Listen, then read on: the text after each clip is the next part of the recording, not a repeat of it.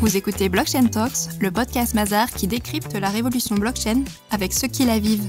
Cette saison, nos experts s'intéressent aux métiers et secteurs qui vont être impactés par cette technologie et bénéficier de ses apports pour révolutionner leur monde.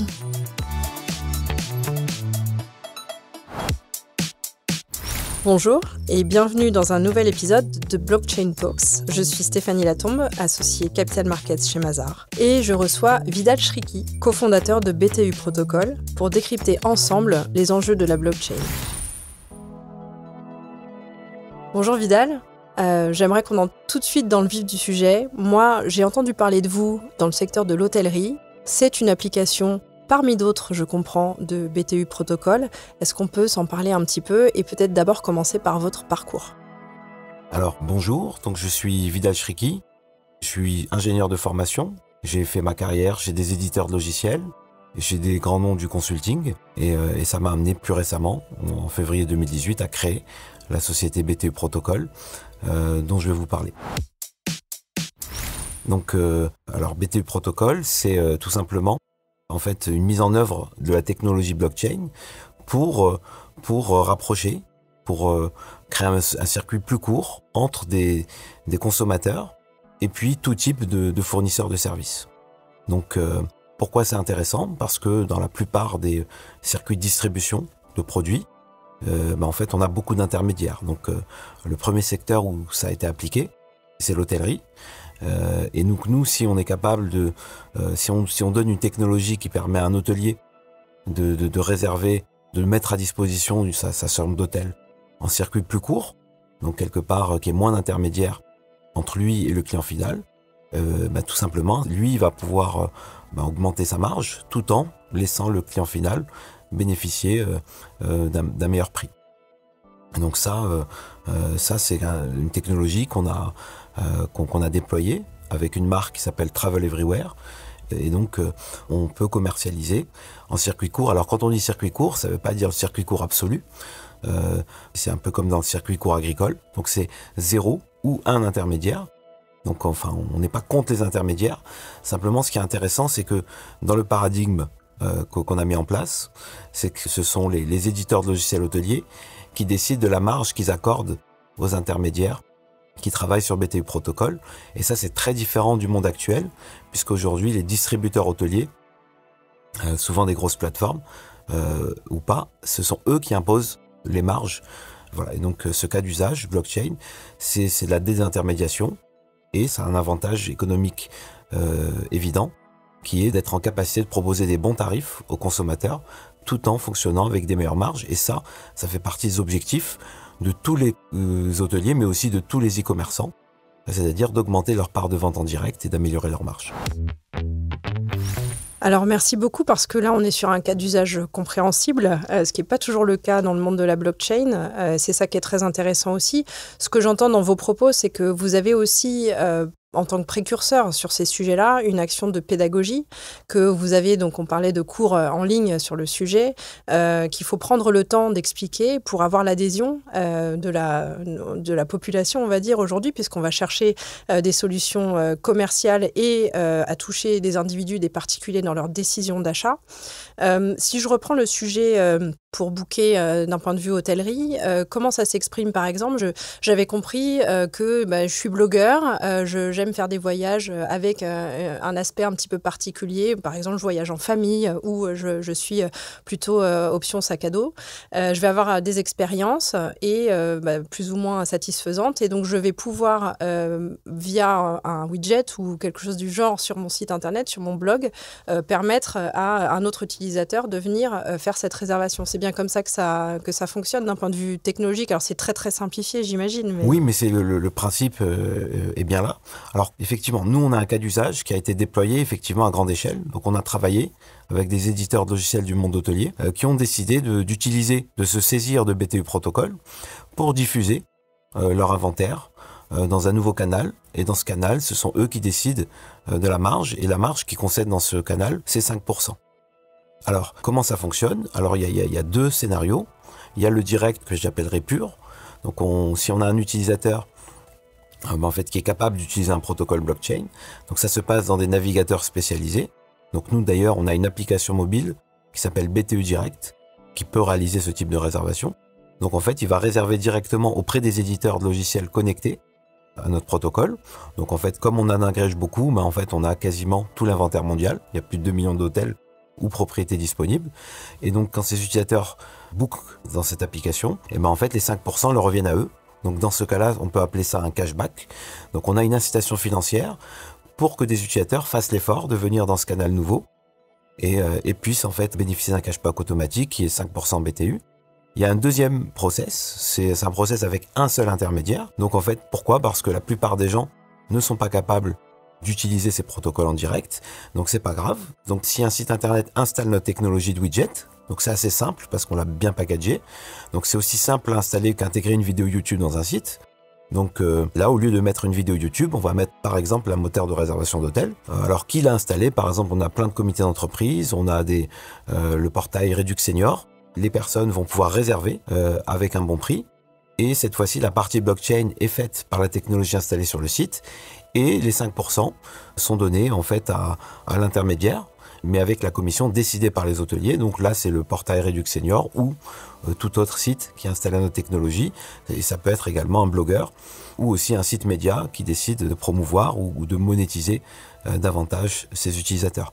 Donc quelque part, pour faire une synthèse de ce cas d'usage, les hôteliers utilisent le protocole BTU pour justement se créer un canal nouveau de distribution dans lequel ce sont eux qui décident la marge. Et c'est ça, le changement de paradigme. Puisqu'en fait, on ne tue pas les intermédiaires, mais en tous les cas, on inverse le rapport de force avec les monopoles. Et puis, on décentralise la réservation, puisque la réservation, elle a lieu sur n'importe quel site. Et tout le monde est rémunéré, y compris le geek qui sait utiliser le protocole tout seul. Donc effectivement, ce que je comprends, c'est qu'on rend du pouvoir et du pouvoir d'achat aux individus, on rend du pouvoir de décision aussi aux indépendants. C'est plus, tout n'est plus décidé d'un point de vue macro comme dans certains secteurs d'activité aujourd'hui. Par rapport à ce que vous dites aussi, donc là on est allé sur le secteur de l'hôtellerie, mais c'est un des cas d'usage. Le protocole BTU, il faut le voir beaucoup plus largement que ça. Aujourd'hui, Vidal, vous revenez du CES. J'imagine que voilà, vous avez fait le travail de conviction sur place. Vous avez vous-même certainement rencontré des équipes qui portent des nouveaux projets. C'est quoi l'avenir sur un protocole comme BTU et c'est quoi vos ambitions? Et peut-être aussi, est-ce qu'il y a des nouveaux secteurs ou des nouvelles applications qui viennent à vous sans que vous y ayez forcément pensé au préalable? Alors effectivement, en fait, il y a énormément de possibilités qui sont devant nous. Donc nous, aujourd'hui, on est connus dans l'hôtellerie, mais notre protocole est un protocole générique et adaptable à tous les métiers. On ne communique pas énormément dessus, mais on a fait des pilotes, par exemple, avec le foie gras. Donc quelque part connecté en circuit court, en fait un consommateur et un producteur agricole. On a fait des pilotes dans le recrutement, comment le BTU est une incitation à postuler en direct plutôt que postuler confortablement à travers des cabinets de recrutement qui finalement reviennent cher à l'entreprise qui recrute. Alors pour répondre plus directement à la question, effectivement, je reviens du CES où on a rencontré énormément de monde et ce qu'il en ressort, c'est que les retailers, tous les e-commerçants ont un intérêt potentiel à déployer BTU Protocol. Pourquoi ? Parce que c'est une façon de toucher des nouveaux clients et d'utiliser un marketing d'influence et d'avoir un outil, une fintech, pour pouvoir récompenser tous les influenceurs du web et influenceurs au sens large, pas forcément juste un influenceur des réseaux sociaux, c'est aussi un influenceur, c'est aussi un média qui a une audience captive par rapport à certaines thématiques. Ce qu'on a vu également, c'est également beaucoup de banquiers, puisque les banquiers, en fait, il y a une révolution qui se prépare. On sait que Facebook lance sa crypto-monnaie. Une crypto-monnaie se retrouve dans les applications de Facebook, WhatsApp, Facebook, Instagram. Finalement, en fait, Facebook sera presque un retail banker. Donc les banquiers ont beaucoup de réflexions et puis par rapport à ce qu'on fait chez BTU, il y a beaucoup d'opportunités, notamment celle de transformer une carte bancaire en carte de fidélité. Pourquoi ? Parce que à chaque fois que on va faire un achat chez un commerçant ou un e-commerçant, les banquiers ont toutes les infos qu'il faut pour être capable de faire un cashback, de donner des points de fidélité, pourquoi pas en BTU. Et finalement, on reste dans le même créneau effectivement de redonner le pouvoir d'achat aux consommateurs grâce à l'économie qu'on gère en ayant moins d'intermédiaires dans le circuit de distribution. Voilà, il y a énormément de scénarios et puis énormément de secteurs dans lesquels BTU a beaucoup de sens à être déployé. On a parlé du CES, vous en revenez, c'est un petit peu quand même happy few sur place, c'est-à-dire que, alors je ne vais pas parler de geek parce que c'est un mot désagréable, mais on est sur des gens qui sont technophiles, et c'est ce que je comprends aussi dans votre parcours, c'est votre parcours d'ingénieur, c'est des choses qui vous ont parlé, c'est la parfaite rencontre entre la technologie, l'économie, le juridique, donc ça vous parle énormément. Ce que je vois et ce qu'on peut rencontrer, nous, comme situation, c'est parfois deux mondes qui ont beaucoup de mal à se comprendre. Quelle est la marche encore à passer aujourd'hui pour que ça se démocratise vraiment? Ce que j'ai perçu néanmoins, c'est que Libra et cette annonce de Facebook fait rentrer la crypto et le monde de la blockchain dans la vie de tous les jours. Et c'est un peu comme ça aussi que ça a été perçu et que ça a créé beaucoup de réactions. Quelle est la marche encore aujourd'hui à passer pour qu'il y ait cette adhésion, que les gens comprennent ces principes-là, comprennent qu'on est sur une révolution technologique, comme l'était, on fait souvent le parallèle avec Internet du début des années 90. Alors, durant le CES, effectivement, on a vu les crypto-monnaies émerger. Pourquoi? Parce que d'abord, c'est la première année où on a ce que le CES appelle une marketplace, c'est-à-dire une zone du salon. Donc, c'est la première année où on a une zone qui s'appelait Digital Money. Donc ça, c'est vraiment signe que il y a un mouvement de démocratisation qui est en cours de préparation. Le deuxième signe, c'est que effectivement, il y avait tout un track complet de conférences. Donc, il y avait une journée complète de conférences qui s'appelait le Digital Money Forum et qui a rassemblé cette année un très beau palmarès de speakers, avec notamment beaucoup de néobanques comme N26, Revolut, qui étaient là pour rappeler cette révolution et l'intérêt pour elles des crypto-monnaies, parce que les crypto-monnaies pour ces néobanques, c'était une façon pour elles d'acquérir des clients avec un coût d'acquisition inférieur à ce qu'ils connaissent dans le secteur traditionnel. Donc effectivement, ça a boosté ces néobanques. Et puis était présent également le porte-parole du projet Libra. Libra a été cité à quasiment toutes les conférences. Et c'est important parce que qu'on aime ou pas Libra, c'est un projet qui participe à crédibiliser tout le secteur. Parce que finalement, et je dois l'admettre, c'est qu'il y a beaucoup de gens qui finalement nous regardent et qui nous disent vous préparez le futur, c'est bien, mais quelque part on est des savants fous, mais dont ils n'ont pas besoin cette année. Grâce à Libra, justement, en fait, on a crédibilisé le secteur, on a dédramatisé la crypto-monnaie, puisque ça a forcé beaucoup de directeurs financiers à s'interroger sur comment prendre en compte une crypto-monnaie dans leur bilan comptable, ce qui d'ailleurs est largement possible en France, puisque l'autorité des normes comptables a édité un rapport en fin d'année pour détailler tous les scénarios de mise en comptabilité d'un stock de crypto-monnaies. Et donc finalement Libra, ça donne aussi beaucoup de sens à tout ce qu'on fait. Pourquoi? Parce que effectivement Libra, c'est un projet qui fait peur aux retailers, tout simplement parce que si tous les consommateurs ont leur porte-monnaie dans Facebook, la seule façon de toucher un consommateur, ça va être de payer une publicité dans Facebook. Donc tout le monde comprend déjà que le coût d'acquisition du client dans un scénario Libra va être dicté par Facebook, et ça c'est dangereux, et c'est là même que ça nous donne encore plus de sens chez BTU, parce que finalement on dit aux commerçants le coût d'acquisition, c'est vous qui allez le dicter, et c'est vous qui allez utiliser BTU pour vous créer une alternative, un canal alternatif pour toucher votre client et pas subir le prix que va décider le moteur de publicité de cet grand acteur finalement qui va permettre de toucher le consommateur. Donc voilà. Donc effectivement, la blockchain prend tout son sens. Moi, j'ai tendance à dire que Libra, pour terminer sur ce sujet, c'est le moment Spoutnik. Le moment Spoutnik, pour moi, c'est le moment qui déclenche la course vers la Lune. Et le fait d'y arriver, finalement, Libra, c'est le moment Spoutnik de la crypto. Effectivement, il y a énormément d'entreprises. On voit Rakuten qui transforme ses super points en crypto-monnaie. On va finalement, beaucoup d'entreprises, beaucoup d'initiatives vont être lancées. Et certainement, on ne sait pas lesquelles vont aboutir, mais en tous les cas, il est certain que certaines aboutiront. Et c'est là que finalement, on peut remercier Facebook parce qu'il aura accéléré la mise sur le marché de ces solutions et crédibilisé tout le secteur. Ce que j'avais compris en commençant à toucher ces sujets blockchain, Vidal, c'est qu'on avait cette envie de revenir au peer-to-peer, à l'individu. Ce que j'entends là, c'est qu'effectivement, il y a cette accélération qui est créée par l'arrivée de Libra, ou en tout cas cette annonce, pour l'instant, parce qu'on est au stade de l'annonce. Est-ce que l'intervention d'un très très gros acteur comme Facebook dans ce monde-là va pas faire revenir le sujet de l'intermédiaire mastodonte dans le jeu, dans le game, et remettre finalement tout en question sur ce retour à l'individu et au pouvoir du particulier? Alors effectivement, merci pour cette question. La blockchain, comme toute technologie, est neutre. Quelque part, l'avenir de la blockchain dépend de comment les entrepreneurs vont s'en saisir. Justement, le cas Libra pose un vrai problème. C'est que si personne ne se saisit de la blockchain et qu'on laisse Facebook faire, effectivement, ça devient dangereux et ça devient même une arme pour Facebook. Pourquoi ? Parce que Facebook a déjà l'intimité de toutes nos données, il sait ce qu'on aime, il sait où on va, et maintenant il a tout ce qui lui manquait, c'est-à-dire l'intimité de notre portefeuille, et ça renforce sa puissance. Donc effectivement, je ne peux qu'appeler toutes les entreprises à comprendre qu'il y a une opportunité historique finalement avec ce nouvel Internet, ce que les experts appellent le Web 3. Il faut s'en saisir, parce que si personne ne se saisit de protocoles tels que BTU pour justement décentraliser l'endroit où se font les transactions d'e-commerce, ce sont les géants qui vont le faire et finalement renforcer leur puissance. Mais ça, c'est pas de la faute à la blockchain, puisque nous, on ne se saisit pas de ces opportunités. Effectivement, c'est à surveiller et il appartient à tous les entrepreneurs d'utiliser ces nouvelles armes pour déployer et pour décentraliser comme c'est possible aujourd'hui.